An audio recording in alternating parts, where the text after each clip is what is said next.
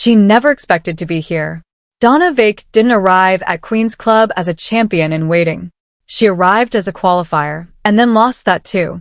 Beaten in the preliminary rounds by Anna Blinkova, she packed her bag, drove out to the practice courts at Roehampton, and resigned herself to a quiet afternoon hitting balls against nobody in particular. Then her phone rang. Marta Kostyuk had withdrawn from the tournament. A spot had opened in the main draw. And just like that, Donna Vekić was back in the conversation. She drove back, laced up her shoes, walked out onto the grass. What followed over the next 6 days was one of the most extraordinary turnaround stories the WTA has produced in recent memory. 5 matches, 5 wins. Opponents fell one after another, including former world number 1 Carolina, British number 3 Katie Boulter, and finally Emma Raducanu in a championship final that ended in a statement scoreline: 6-0, 7-6. Dominant, decisive, inevitable. Donna Vekić had just won the biggest grass court title of her career, and she had done it without ever officially earning a place in the draw. That was yesterday. Now she steps off a flight, unpacks her bag at the LTTC Rotweiss in Berlin, and walks out onto another strip of immaculate grass. And standing on the other side of the net, waiting for her, is a 21-year-old from the Philippines who has already beaten her twice. This is the Berlin Tennis Open, and it is only just getting started. The stage, the Berlin Tennis Open, sponsored by Vondo Pharmaceuticals, is a WTA 500 event running from June 15th through June 21st on the historic grass courts of the LTTC Rotweiss, one of Germany's most storied and traditional tennis clubs. The setting alone carries weight. These courts have hosted champions. They carry the kind of gravity that sharpens the mind and tests the nerve. The field assembled here is not a collection of players warming up for Wimbledon. It is a field of players hunting for something. World number 1 Aryna Sabalenka headlines the draw as the top seed. Elena Rybakina follows as second. Alongside them, Jessica Pegula, Coco Gauff, Alina Svitolina, Karolina Machova, and a full complement of elite talent ready to fight for every point on the surface. This is the final serious proving ground before the Grass Slam. Every match counts. Every performance gets filed away in the mental ledgers of coaches, opponents, and the players themselves. Into this loaded field, Alexandra Eala enters on a wild card. Donna Vekić enters as a newly crowned champion. The draw paired them together. First round, Monday, June 15th. For viewers in the Americas, the Berlin Open will be broadcast on Tennis Channel, accessible through both cable providers and streaming platforms. Fans outside the United States can consult the WTA's official broadcast guide for regional television and streaming partners, and the WTA's own digital platforms offer selected coverage for registered members. Every main draw match will be televised or streamed. This is a WTA 500 event with full broadcast production behind it. Wherever you are in the world, you will be able to find this match. And you should find it, because what is coming is worth watching. The resurrection of Donna Vekić. To understand what Donna Vekić is bringing into Berlin, you need to understand how far she had fallen before Queen's Club, and how complete her resurgence has been. A little over a year ago, Vekić stood at a career-high ranking of number 17 in the world. She had earned it the hard way, through a Wimbledon semi-final run that announced her as a genuine threat on the sport's biggest stage, and an Olympic silver medal in Paris that cemented her reputation. She had pushed Jung Chinwei to the absolute limit for gold. She had shown the world exactly what she was capable of. Then 2026 arrived, and something broke down quietly. The results dried up. The confidence eroded. By the time she arrived at Queen's Club for the qualifying rounds, she was ranked 76th in the world. And then she lost in qualifying. The player who had stood on an Olympic podium less than 2 years earlier was falling at the first hurdle of a pre-Wimbledon tournament. Then the lucky loser call came, and everything changed. Her serve, which had been inconsistent for much of the season, suddenly became a weapon of a different order. In her semi-final against Katie Boulter, she recorded speeds of 109 miles per hour.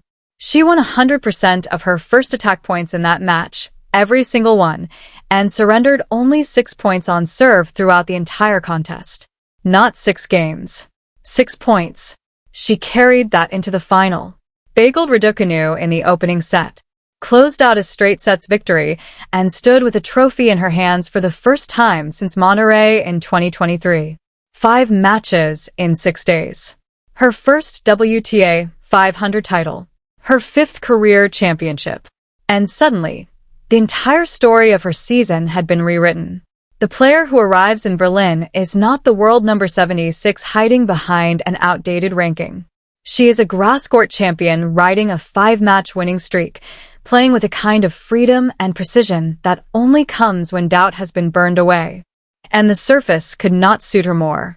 This is where Donna Vekić has always been most herself. She won the Nottingham title in 2017. She reached the Wimbledon semifinals in 2024. She finished runner-up in Bad Homburg that same summer. Now she has the Queen's Club crown. On grass, with a big first serve, flat ground strokes, and the instinct to finish points early, she performs like a top 20 player regardless of what the rankings say. The force waiting across the net, but here is where this story refuses to be simple. Eala has already beaten Donna Vekić. Not once, twice. And neither result was an accident. Their first meeting came at the ASB Classic in Auckland at the very beginning of the 2026 season. Eala was just 20 years old, stepping onto the tour as a rising name but still an unknown quantity in terms of how far she could genuinely go. Vekić took the opening set 6-4 and, for a long stretch, appeared to be firmly in control. The match seemed to be following a predictable script. Eala ripped up the script. She took the second set 6-4. Then the third 6-4. 3 sets, the same scoreline repeating, but the story buried inside that symmetry was one of patience, intelligence, and gradual dominance. Eala did not overpower Vekić. She outlasted her. She identified the pressure points, built on them relentlessly, and waited for the match to shift in her direction. When it did, she did not let go.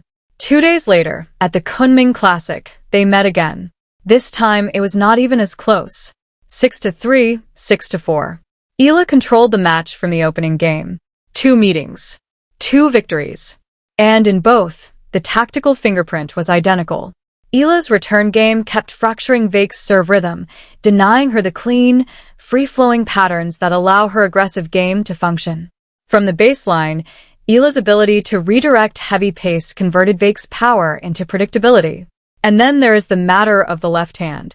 Eala is left-handed, and that fact alone warps the geometry of every point she plays. Her forehand cross-court drifts away from a right-hander's backhand in ways that feel unnatural, generated from the wrong side of the court.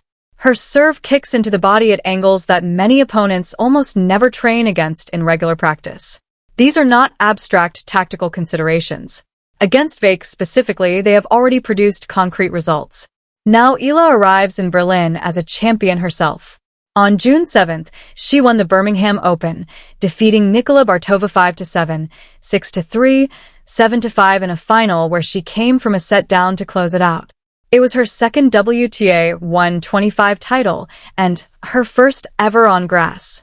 Her career grass court record now sits at 15 wins and 8 losses, a 65% win rate that is remarkable for a player who only made her professional grass debut in 2024.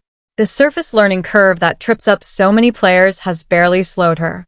Before Birmingham, she had also shown that grass is not her only language. At the Italian Open, she defeated Magdalena Frech and Wang Xinyu to reach the 3rd round of a WTA 1000 clay event. Back in 2025 at Miami, she beat Madison Keys and Irina Camelia Bega back-to-back in one of the defining stretches of her young career. At her best, Eala is the kind of player who can threaten anyone on any surface on any given afternoon. The crack in the armor, but there is a shadow hanging over Eala's recent form, and it cannot be ignored. After Birmingham, she arrived at Queen's Club and ran into Ivana Jorovic in the 2nd round. She lost 6-2, 6-2. Comprehensive. Uncomfortable. The kind of defeat that raises questions. It was not an isolated result. Jorovic had also beaten her 6-4, 6-2 at Roland Garros just weeks earlier.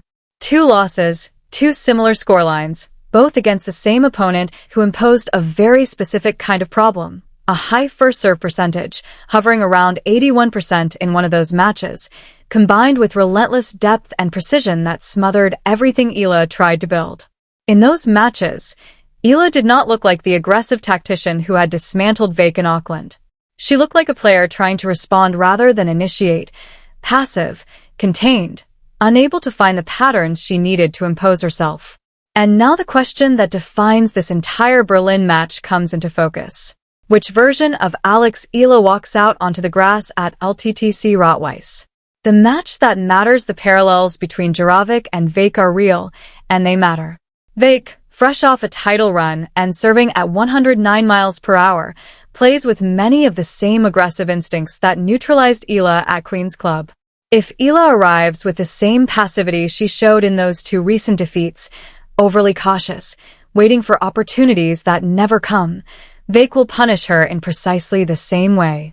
But here is the crucial distinction, and it is the reason this match is genuinely open. Donna Vekić is not Ivana Djokovic.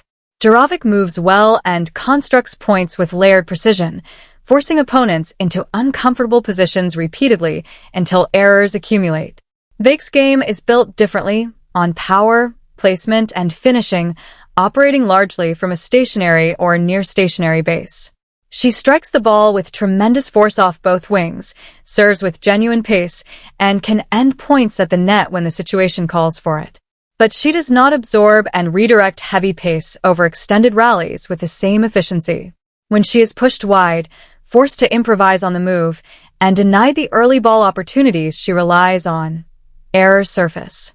Eala found that weakness in Auckland. When she was able to return deep, extend rallies, and force Vekic into a fourth or fifth shot from the baseline, the forehand that had looked so clean when Vekic was dictating play began to leak. On hard court, Eala had the time to execute that strategy. On grass, the equation shifts. Points are shorter. Rallies are rarer. A first serve that Eala might have neutralized on a hard court becomes an unreturnable ace on this surface.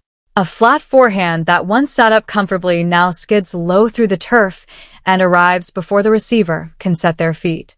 Vekic's Queen's Club title run was built entirely on that formula: short, aggressive exchanges where opponents were never allowed to settle, never allowed to breathe, never allowed to find their range. And yet Eala knows grass. Her Birmingham title was won on it. Her Eastbourne run in 2025, where she reached the final and held for championship points against Maja Kwalinska before falling in a final set tiebreak, was played on it. She understands the surface. Her left-handed serve becomes even more difficult to read here, moving in directions that right-handed opponents almost never replicate in practice. So this match does not come down to whether Eala can play on grass. It does not come down to whether Vekic can dominate on it. It comes down to something more precise, more fragile, and more interesting. Can Eala stretch enough points beyond Vekic's comfort zone, past the three-shot exchange, past the clean finish, into the territory where Vekic begins to improvise and errors begin to appear?